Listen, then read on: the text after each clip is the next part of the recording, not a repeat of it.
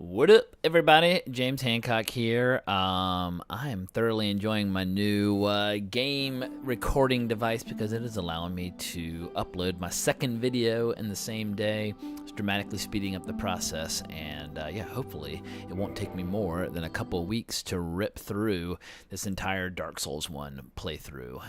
And then yeah, we'll see how long Dark Souls 2 and 3 take. At any rate, here I am in the depths. I'm going to be going after the Gaping Dragon, which is the boss in this area. And I'm also going to do a full clear of the zone leading up to him. And it's not that hard of an area, but you got to watch out for fucking poison with those rats. But, you know, I never mind fighting rats because there's a pretty good drop rate of them dropping humanities. And until you've got well over 30 humanities, you need to keep collecting them because there's a crucial shortcut at the end of the game, and the only way you can do it is by turning in 30 humanities to this one covenant, and maxing out that covenant is what gives you access to the shortcut. It also gives you access to being a badass pyromancer, so you can kind of kill two birds with one stone if pyromancy spells are something you are into. But yeah, be real careful with these rats. If they hit you more than once in rapid succession, they're going to poison you. And because I have not gone through the Darkroot Basin extensively yet, I do not have any of the mosses you use to heal poison. I could have bought some at that vendor that I met earlier that I really, really love, but I don't feel like wasting souls on shit that I can get from drops. Now, these tunnels, you got to be careful. Not this particular spot, but anytime you're in tunnels in the depths, there are holes to be aware of, and those holes can drop you right down into these horrible creatures that have a breath that will curse you. And a curse might not sound like a big deal, but a curse in Dark Souls means you turn to stone, and it sucks. And that's insta-death. And not only is it insta-death, when you come back to life, you've got half your max health. So it really cripples you. So unless you have a purging stone on you, don't get cursed. Anyway, this spellcaster, once he dies, he will not come back, but it's crucial that you get him down, because if you don't get him down, not only does he buff the rats around him, making them stronger, but also he will shoot you while you're fighting the boss down below. That huge area you're seeing over the edge of that wall, that's the area where you fight the Gaping Dragon. And if you haven't killed that spellcaster prior to that, he'll just dance around up there blasting spells on you. Just, you can probably still do the boss with him up there, but it is irritating beyond description. So yeah, go ahead, come up here, take his ass out. Be careful with boxes. There we go, humanity drop. Booyah. Be careful with boxes down here because rats sometimes hide in them, as you are about to see. I am not going to heed my own advice, and they're going to jump out at me and bite me. So bam, bam. Yeah, I almost got poisoned. I knew they're in there. I don't know why I thought I could just run up there, but sometimes you just get... Anytime you get lazy or cocky in Dark Souls, comes back to bite you in the ass. If you don't stay on top of your game, or if you don't stay diligent, you might as well just turn it off and play something else, because you got to stay sharp and focused always. And if you like to, you know, smoke a little weed or drink a little booze, all right, down there is the Gaping Dragon boss area. See, it's a huge area because it's an enormous boss. But yeah, if you like to get a little fucked up while playing games, some people love to get drunk and play Dark Souls. I don't know how the hell they do it. I get so enfeebled and stupid and just moronic and impatient when I've got any sort of chemicals in my system that Dark Souls is just, it's not an option. Unless I'm just like farming some trash in order to get some souls or something stupid. But anything that's actually challenging or requires focus, I just can't do it. Caffeine is definitely the name of the game when playing Dark Souls. Or like kind of that weird post-workout high that some people get. Now there's a pit right there. You do not want to fall down in it because it drops you right down the middle. Are they basilisks? That jump was suicidally stupid. I don't know why I did that, but I look pretty cool doing it, so I'm glad I did it.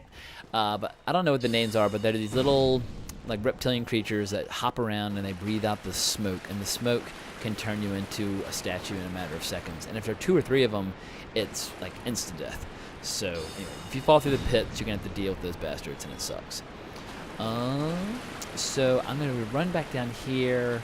I'm going to be briefly back in familiar territory from where I came down in the previous video and killed the giant rat. This is where I dropped down. So now I'm pretty much all caught up with everything up to this point. Everything behind me has been cleared. So the only options now are from here to the left, which is some rats and little stone guys. Straight ahead, which is a vendor and a door to Blighttown, which is just hell on earth, but I don't have that key yet. And then there's also up here to the right, which is how you get down to the boss. And foolishly, I let this rat poison me when I don't have any antidotes on me. So basically, I was about to try to take on the boss, and I realized, you know what? I've got 4 flasks left, and this is me looking for something to heal, and I'm realizing, because I haven't done Darkroot Basin yet, and I don't have my remedy spell equipped, there's no way I can get the poison off, and the poison will just slowly tick, tick, tick, just tick away, and by the time it's finished, you will basically run through 2 or 3 Estus flasks at a minimum, and I just realized, you know what? It's not even worth it because I want to have all 10 flasks. So I decide to run on back. But before I do, I'm going to show you this vendor. This vendor is crucial because he has some of the coolest, most exotic armor in the game, some of which you can't get until you have certain boss souls. But he will, after a while, move from this area back to the main hub and kind of that inaccessible bridge area where I got my very first Ring of Sacrifice. But when you talk to him, he talks about how I don't see something on you. It's because you don't have certain souls on you yet. So yeah, when you get certain major bosses down and then you go back and talk to him again, he will be impressed with you and sell you really cool exotic armor sets. So if you want to just look like a total freak because you love cosplay or want your videos to look money, he is the guy to talk to. Now, I could run down here to the left, and looks like I decide not to. So yeah, I'm running on back. Should have fast-forwarded this part. I don't know why I didn't fast-forward this part. And now it's kind of too late because I've started the recording, and I don't want to start the recording over.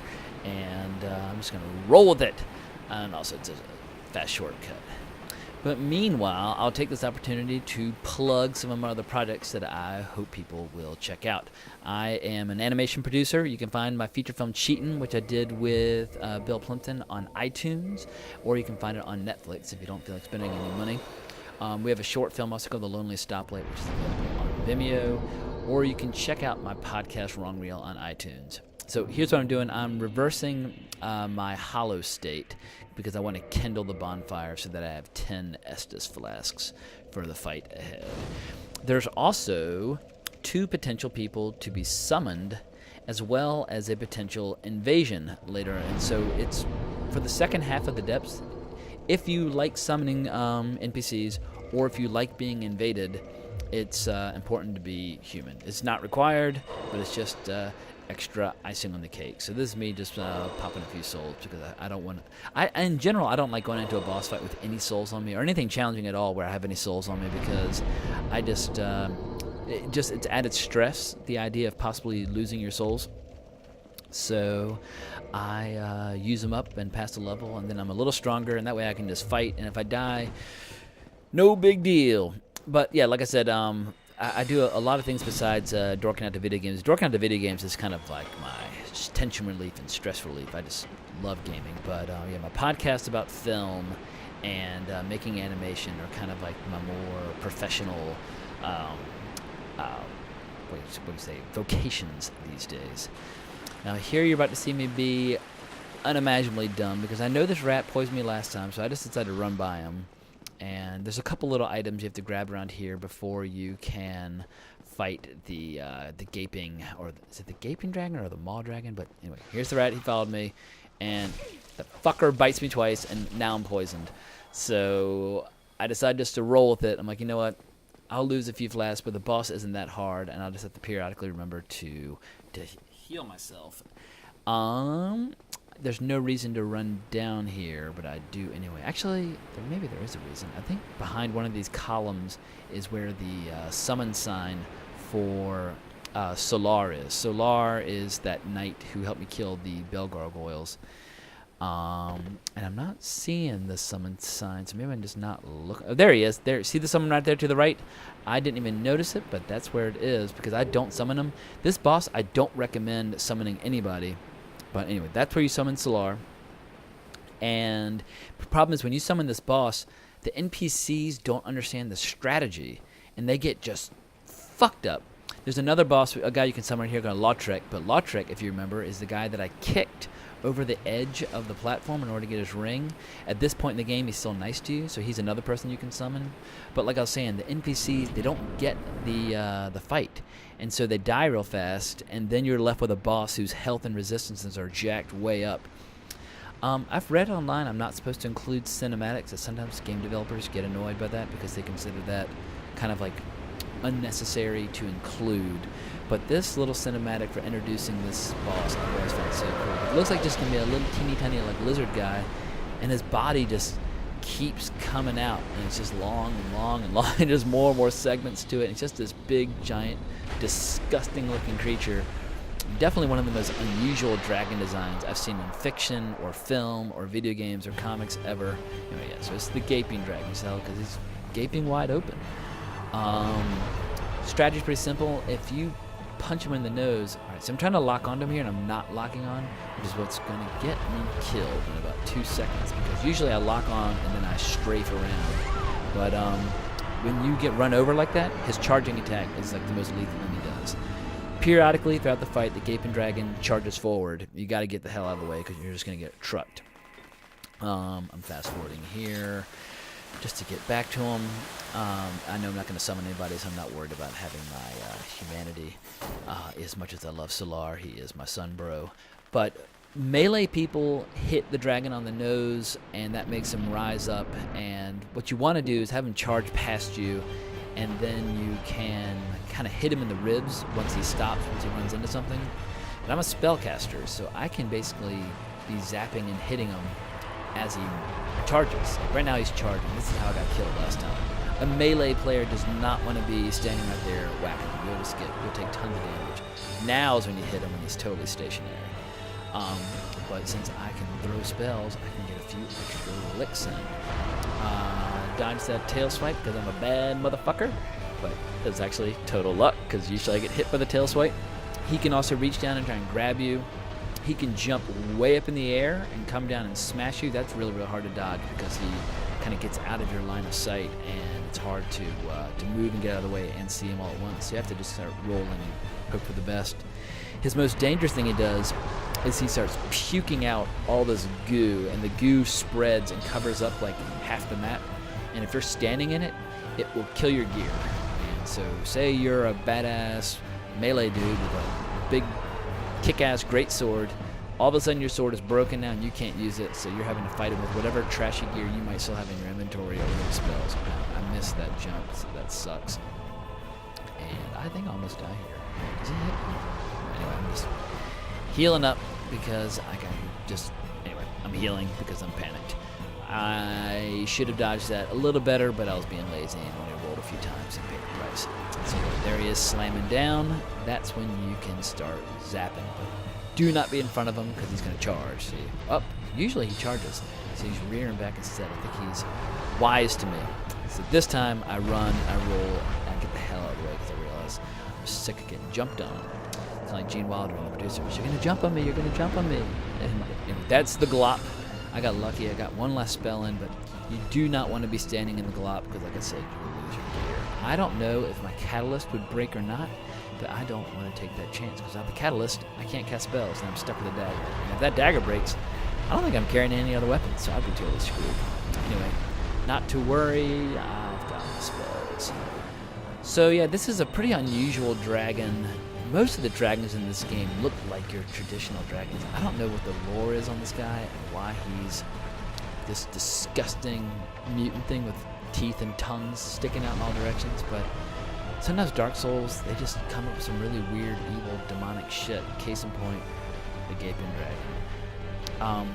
Even if you strafe, you're not quite fast enough to stay out of the way, so every once in a while you gotta kind of roll. And like I said, his front legs, he will swipe forward. If he smashes down on you there, also that sucks. So I kind of cut that one pretty close. He is almost dead. I'm using my regular soul arrows now, which are a little faster so I can fire them off. And I think the dishes are just about done. But yeah, the dragons in this game are really, really cool. You meet an NPC later on who has basically a giant stone dragon who lets you into a covenant. And and they're part of the, if you watch the opening cinematic, you'll see some cool dragons.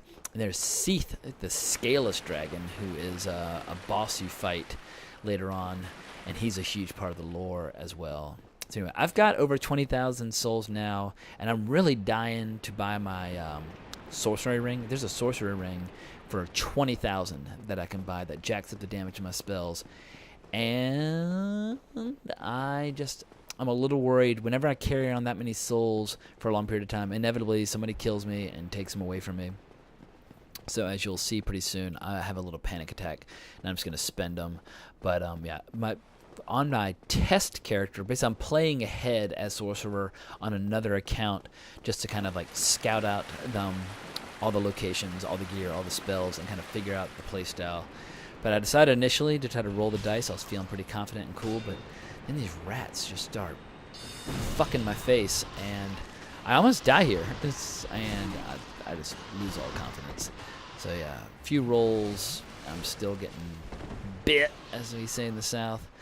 And I don't know why that one's small and the others are so gigantic, but for whatever reason, that's what they would look like if they were near one of those channelers who can jack up the animals around them.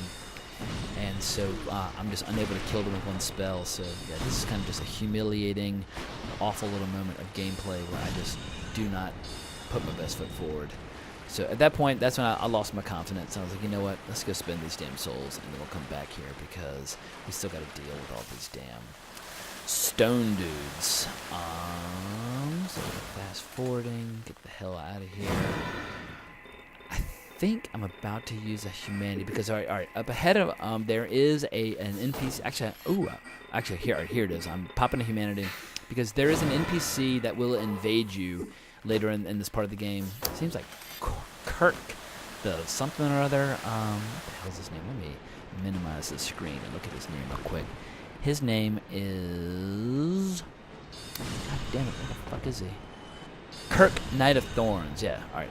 He is, he appears 3 times throughout the game, and it doesn't matter if you've killed him in his first appearance or not, but you do have to be human. And there's a really, really cool armor set in the game that's just covered in thorns. But the only way you can get it is if you kill him in his 3 spots that where he spawns. Now, he spawns up ahead here, but it's like a really specific spot where you have to walk. And I've never had any trouble making him invade me before, and I looked it up after I went through here, and this is the spot. Like, you just run around this area, and that makes him invade. Anyway, here is one of my first ads that turns people into stone.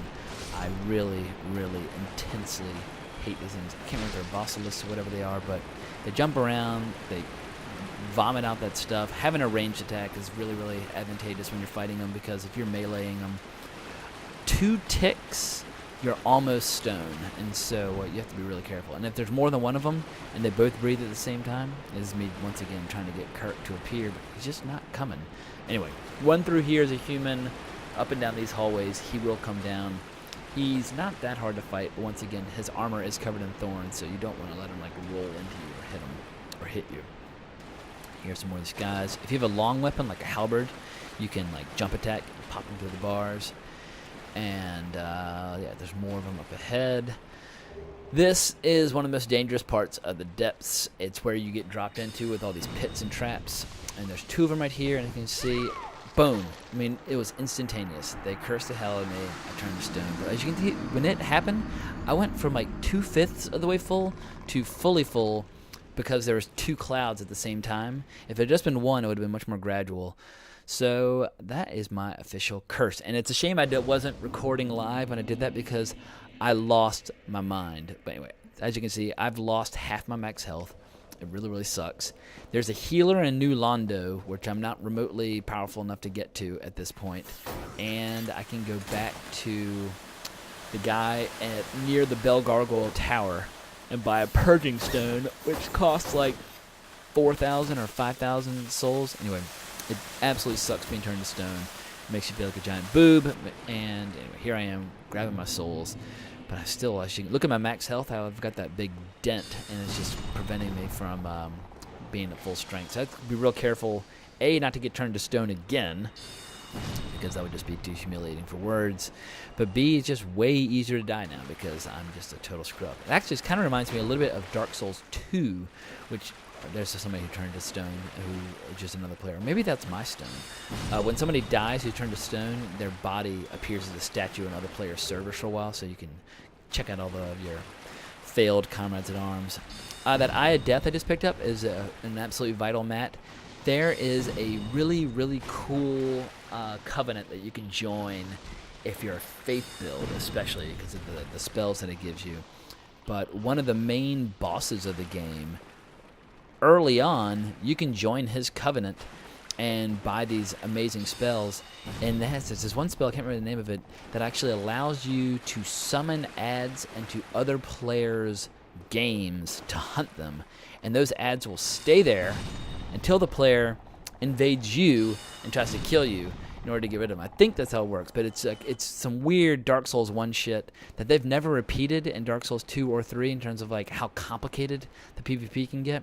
But you'll be playing, and all of a sudden you'll see these, depending on which zone you're in, these weird-looking red adds. They look like red phantoms from Dark Souls 2, but you just don't ever see those things, really, in Dark Souls 1. And it's because somebody with that awful spell has summoned them into your zone, and so basically then you can, like I said, you either then invade them, or they invade you. That's how they get rid of them. But it's just really, really complicated stuff. But the way you get there, there's a, what the hell's the name of that zone? I'm blanking on the name. It's the zone with a lot of skeletons before the Tomb of the Giants. And you basically go up to this sarcophagus and you talk to it. I will be showing you how to go down there. I'm probably not going to do that. Look at all these people who've turned to stone down here. It's 4 players that have turned to stone down here. Because I'm not going to be doing any points in faith, there's just no real incentive for me to go down there this early. Especially because I don't have a holy weapon or an occult weapon yet for killing all those undead. So, Ring of the Evil Eye, I forget what that does, but I know I've never equipped it ever. And so it excites me so little that I don't even bother to equip it. So, homeward boning back to the bonfire. And I'm going to keep it in real time for the time being because you only saw me come down into the depths in real time once. So it's not really appropriate for me to fast forward because if you are ready, because now it is time to leave. I'll probably come back later on to hunt for Kurt because this is the best place to farm for humanities in the game, and I will probably have to farm humanities at some point to get my 30, so I'm not worried about catching Kurt. He will have his reckoning at my hands sooner or later. So I'm just fighting my way out to get to the shortcut that I initially opened up to get down to the Capra Demon. Like I said, if you've never played this game before, I just thought it'd be like courteous to show the route out because you have to go down here where there's some dogs in water, and it's kind of a pain in the butt. But later on in the game, you will gain the ability to warp between bonfires, which obviously speeds things up dramatically. But it kind of, I don't know, this is personal opinion, it kind of fucks up the gameplay a little bit because what I love about Dark Souls 1 is that you do have to know the maps. You have to know how all these things connect. You have to know how the shortcuts work. And your knowledge of the maps is rewarded by being faster and more efficient. When you gain the ability to warp between certain bonfires, that skill becomes kind of irrelevant or is no longer as useful. Although the bonfire, you can't warp to every bonfire. That's one thing. Is that, like in Dark Souls 2, every bonfire you find, you can immediately warp to any other bonfire. So you're just constantly teleporting. And if you see a map more than once or twice, it's pretty rare. Guy scared the shit out of me, even though I'm doing commentary on this, and I've already fought him. This Dark Souls never runs out of surprises.